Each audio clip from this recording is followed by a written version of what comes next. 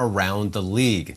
And the last time the Cardinals were 5-0 was back in 1974 when they were in St. Louis. In fact, that same year, they were unbeaten for 7 games until eventually losing to the Cowboys. As for trying to go 6-0 for them on Sunday against the Browns, they could be doing it without one of their top pass rushers. NFL Network's Tom Pelissero reporting linebacker Chandler Jones has been placed on the reserve COVID-19 list. Per league rules, if vaccinated, Jones must record 2 negative PCR tests for the virus at least 24 hours apart and be asymptomatic for 48 hours in order to return to the team. Meanwhile, the Chiefs officially placing running back Clyde Edwards-Helaire on injured reserve, meaning he'll be out at least 3 weeks. CEH suffering an MCL sprain is Sunday's loss to the Chiefs. Darrell Williams likely to take over the bulk of the carries in the KC backfield.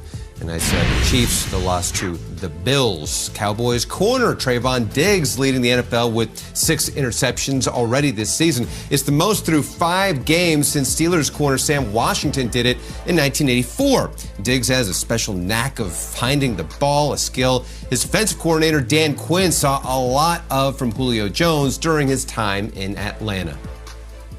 Usually you see a guy just running and looking at it and diving, and he would say, nope, I got to go a little further, and then look back. And so having those kind of ball skills where you know where it is, where to track it, where it's going to be, that's a whole nother level. And I'd love to say we've been really coaching Trayvon up on that, but that would be a lot of okay.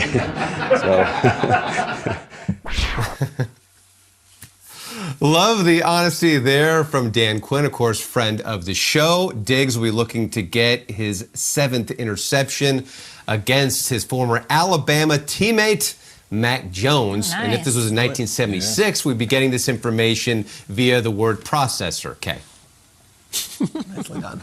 Processing words and being older than Tom Brady. That's what we learned today. Thanks so much, Will Selva. Appreciate you. I think we're all happy for Dan Quinn. He's crushing it with those Cowboys. Big matchup for them this week. How about the Steelers, though?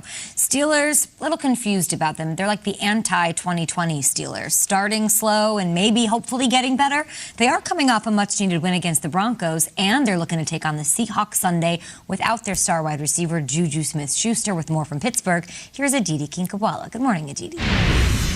Mike Tomlin confirmed that Juju Smith-Schuster will indeed undergo surgery on his shoulder Wednesday, which signals the almost assured end of a brief but fan-captivating era here in Pittsburgh. Smith-Schuster is just 24 years old, but he ranks 5th on quarterback Ben Roethlisberger's all-time touchdown connection list. And the verve with which he played definitely captured the hearts of fans in Pittsburgh.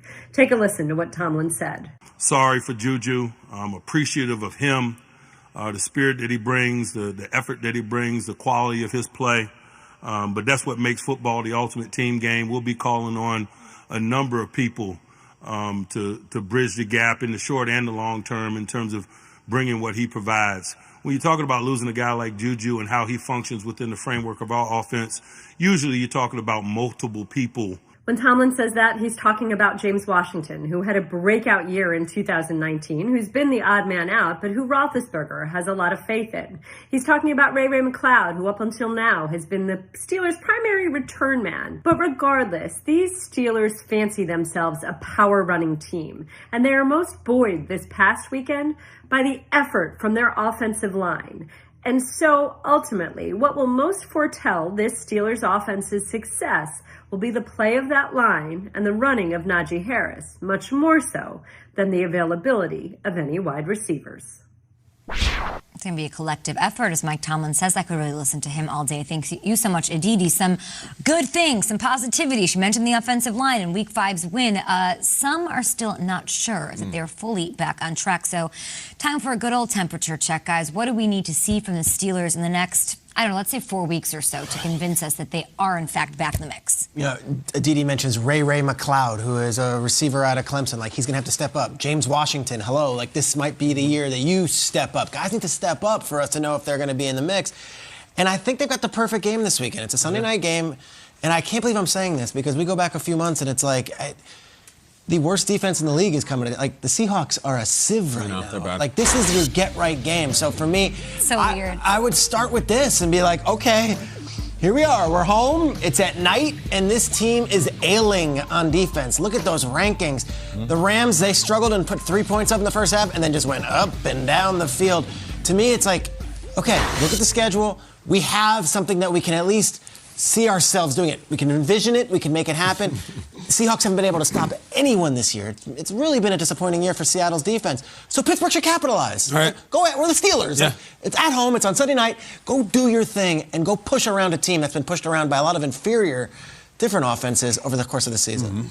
Yeah, Peter, you're absolutely right. And even hearing the DD say this offensive line, them running the football, I need to see this offensive line continue to take the onus on itself to outpower the other defensive line. They have to be able to run the football. When you have a player like Najee Harris, you have to get him established. And he's not the kind of back that can get off on 10 to 12 carries. He's a volume back. You got to get him at least 20 to 30 carries a game, or at least touches. Exactly. And it simplifies things for Big Ben, because at this point in his career, he's not going out there dicing anybody.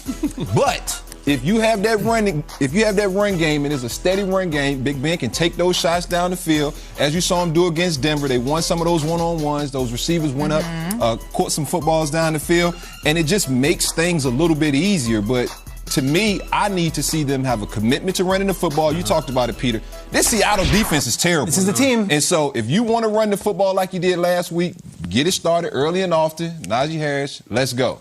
I would take the ball if they win the toss and on the first 6 plays run. Just run, and see what Seattle's made of. The deal with Pittsburgh is they're going to have to probably go 9-3 from here on out to make the playoffs. I mean, that is a bit. Maybe 8-4 gets them in, but I think 9-3. And I agree with the running game, and I agree with the defense. To me, it comes back to number 7. Like, this last week against Denver felt like an elimination game, not for him, but like for his career almost. Like he was on the mat. It's funny that Aditi used the word verve. Like, you don't hear that word, but it's exactly what I want to see from Roethlisberger. Late in his career, George Foreman, between rounds, wouldn't even sit on the stool. He would just sit up there with his arms around. He's like, I don't want to sit. Screw it. Babe Ruth used to hit a home run and run to first base, and then have a pinch runner run the rest of the bases. It was full on screw it from some old legends. I know that last week meant a lot to Roethlisberger. Every week has to mean that.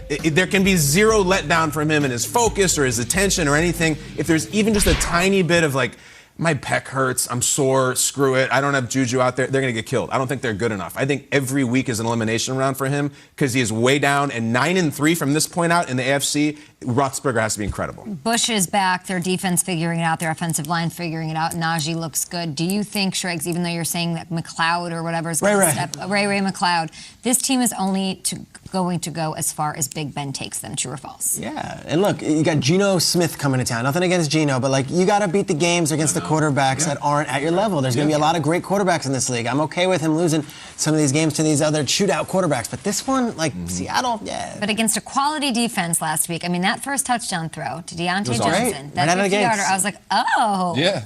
Does he still have a little something in the tank? I'd like